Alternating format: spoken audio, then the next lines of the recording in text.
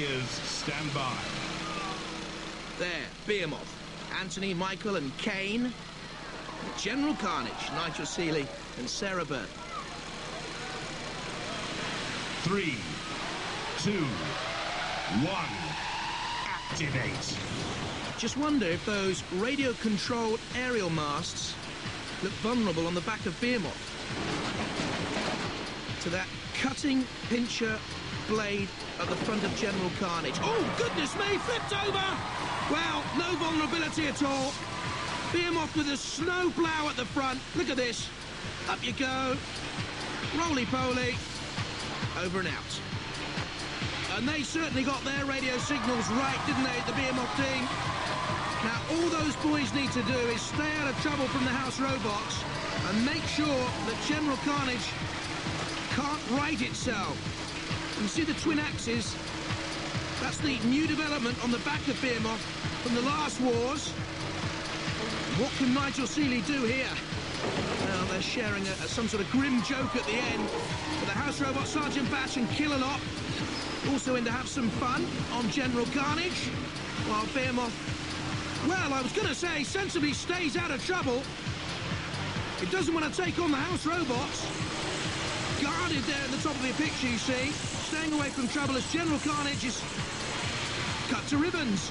Look at that slice. Is that smoke I can see on General Carnage? Battle scarred now.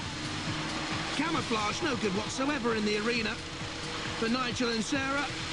What on earth can they find funny about all this? Oh, and look, Behemoth taking on Dead Metal there. Well, oh, and also Bash is on the edge of the pit. Well, the house robots have a saying, remember, there's always time to dismember. And they will be back at you later on in Robot Wars, Behemoth.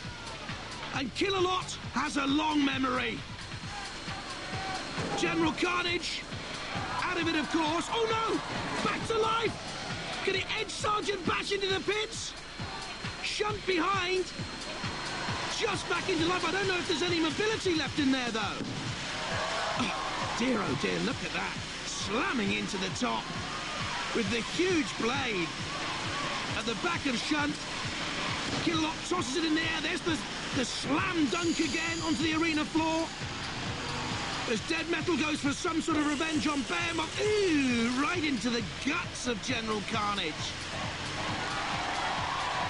Not a lot left there.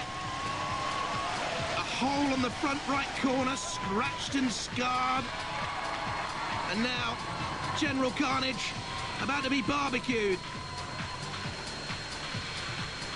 Kill-A-Lot takes it towards the pit, I think. About to dump it finally, but oh, can it get it in there? Because Bash is slightly obstructing, I would think. No. General Carnage is gone. They know it, everyone knows it.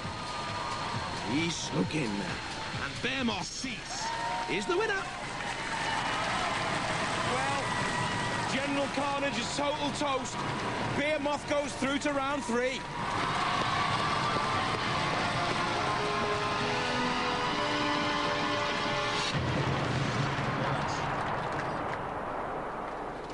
You did very well in the last war. Yeah. And it's going very well for you so far, isn't it? It has, definitely. How much weight can that bucket carry?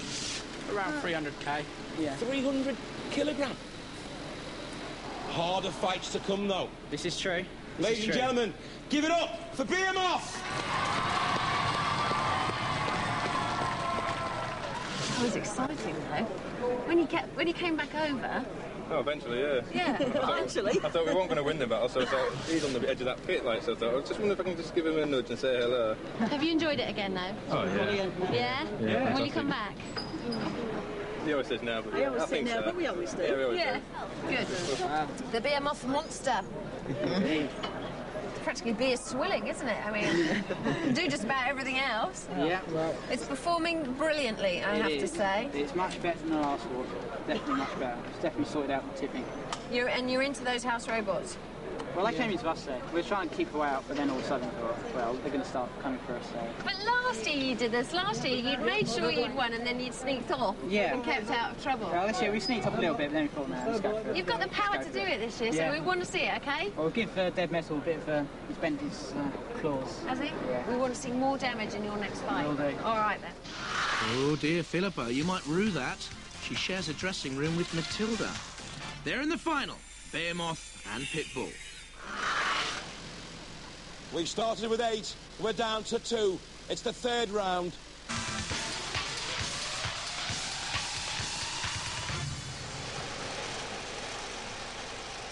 The heat final between Behemoth, Anthony Pritchard, Michael Pritchard and Kane Ashton. Well, they had too much fight for the Shark. Shark attack almost a fishy flipped up and over once, and then onto its side. Then Behemoth took on and beat General Carnage, turning it onto its side and up and over very, very early on.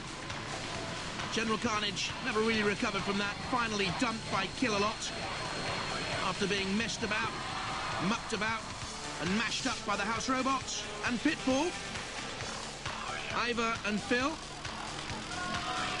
Sumpthing was its first opponent. Immediately in trouble and immobilised. Tossed up and turned around by Kill-A-Lot. He's mighty and menacing and dumped into the pit. And then, after real troubles, came back against Technophobic. On fire and out. And it was the dog that went through Pitbull. 3, 2, 1, activate. For a place in the series semi-finals.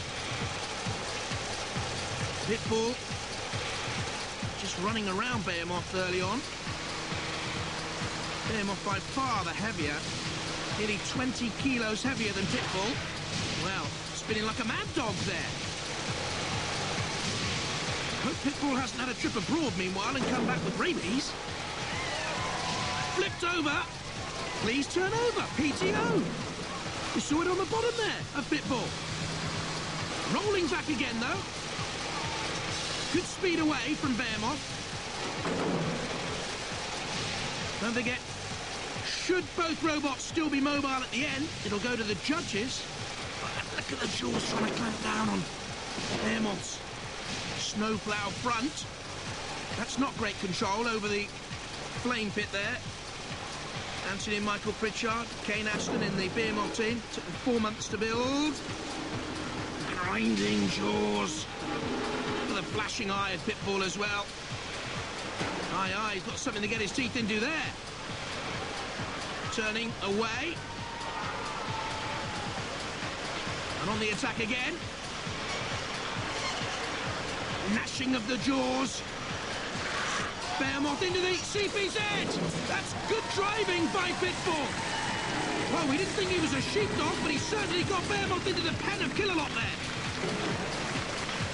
And this is a tremendous performance here by Ivor and Phil in the Pitbull team, because Behemoth went into this very much as the favourite for the heat final. What happened there? Just flipped up and over. It was the spike in the arena floor once. And up and over. It hopped into the spike. The spike came up and flipped Behemoth over, trying to use the snowplow to right itself. In real trouble here, Behemoth. If Pitbull can nudge it towards Kill-A-Lot, the dog could be through. There, the spike underneath Pitbull. Wow, that was fantastic. Hopping and jumping around. Like a dog with a flea in its ear. Kill-A-Lot now and Dead Metal. Well, they're the cutting blade on the bottom of Behemoth. And I think also Kill-A-Lot's got its lance in through the top of the Behemoth robot. Slicing damage there. You can see the pincer of Kill-A-Lot closer. They're hardly in the groove, Behemoth. Let's find a slot for you somewhere on the arena floor, perhaps, says Dead Metal. Pitbull ramming itself against him. The arena war. Well, they're mad, the Pitbull team. They're all over the place. Oh, there's the great Phillipa! Look at this. Caught on the Phillipa top, and over he goes, Behemoth. Super stuff. Rolling across the arena floor, straight back towards that metal. They made a right dog's dinner of this. And Pitbull go into the series semi-final kennels. Behemoth spiked, attacked by the house robots, and then gets a good flipping. Pitbull through to our series semi-finals.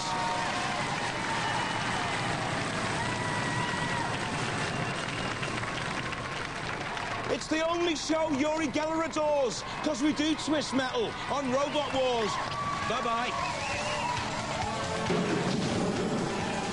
And if you missed any of this heat of Robot Wars, there's another chance to relive the carnage tonight at 11:20. And don't forget there's more next Friday at 6:45 here on BBC Two.